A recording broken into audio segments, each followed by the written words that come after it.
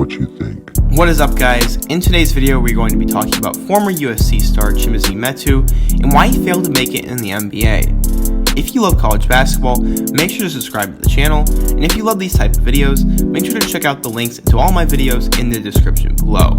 Now let's get started with today's video. At one point, Chimezie Metu was projected to be a top 10 pick in the NBA draft, but his journey started back in another country. At the age of 5, Metu and his family moved to the African country of Nigeria. His father moved there for a business venture, and he wanted his kids to meet their extended family while seeing their roots. After living there for 6 years, they moved back to Lawndale, California, where Metu blossomed into a basketball star. After spending time in Nigeria, he knew he wanted to become a lawyer, so when it came time to choose a college, academics played a big factor. And his final few schools included Arizona, Arizona State, California, Creighton, USC, and even Harvard. Since USC had both a good law school and was close to home, he decided to commit to USC and become a Trojan. According to 24/7 Sports, Metu was a 4-star recruit, the number 11 power forward, and the number 38 overall recruit in the class of 2015. Metu joined a 2015 USC recruiting class that included him and 4-star recruit Benny Boatwright. At the time, Andy Enfield was in his 3rd season at USC after previously coaching at Florida Gulf Coast.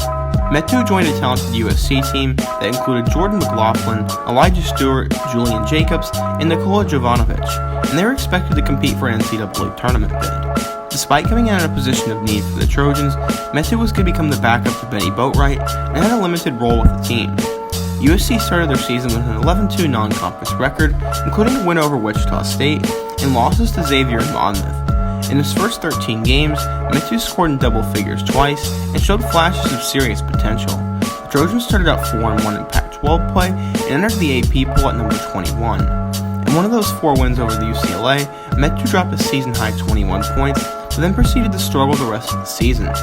USC struggled with consistency for the rest of the year as well, as they would only go on to win 2 or 3 games in a row, and then lose 2 or 3 or more in a row.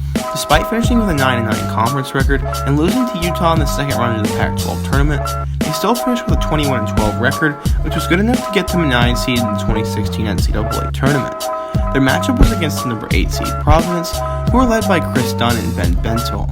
The game was close to the very end, but USC lost off of a defensive breakdown, and Providence hit a layup at the buzzer. On the year, Metu played 19 minutes a game and averaged 6.4 points, 3.6 rebounds, and 1.6 blocks while shooting 52% from the field. Metu was back for his sophomore year, and USC brought in a good recruiting class that included DeAnthony Melton and Jonah Matthews. They were a talented team, and Metu was supposed to step up in a big way his sophomore year. They brought back Elijah Stewart, Jordan McLaughlin, and Benny Boatwright, and were once again expected to compete for an NCAA tournament bid. The Trojans began the season scorching hot as they won their first 13 games but didn't play against any good teams. Metu scored in double figures in 11 of those 13 games and was becoming the team's second best player. Despite the hot start, USC struggled to start conference play as they lost 4 of the first 7 games, but Metu scored in double figures in 6 of them. They got things together and won their next 5 games, including a huge win over Lonzo Ball's number 8 UCLA Trojans, but they lost 4 in their last 6 games. After beating Washington, they lost to UCLA in the second round of the Pac-12 tournament, and because of their poor finish and terrible non-conference schedule, they were squarely on the bubble. Thankfully for them, they were sent to Dayton to play in the first 4. Their matchup was a rematch against the Providence Friars. Just like last year, the game was close, but this time USC pulled it out in the end. Their next matchup was going to be against the number 16 SMU.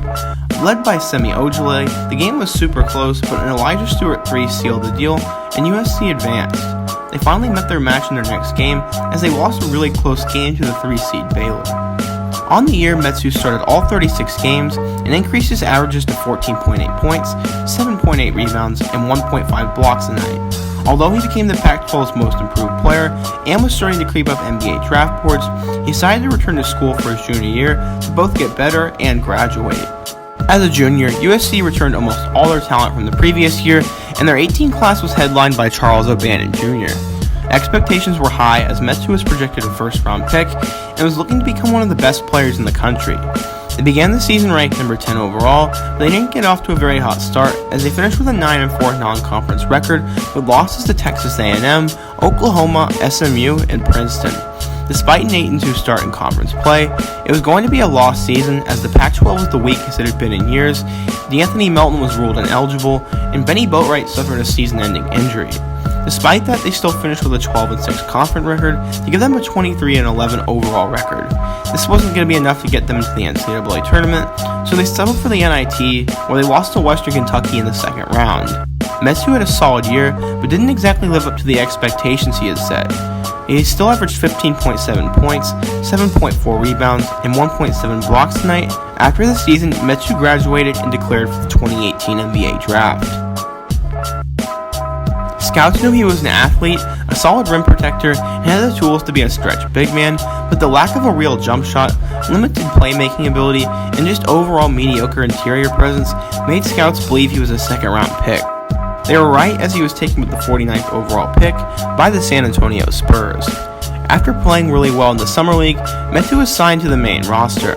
Metu played in 29 games during his rookie year for the Spurs and averaged a measly 1.8 points and 1 rebound a game, with his best performance being a 10-point game against the Utah Jazz.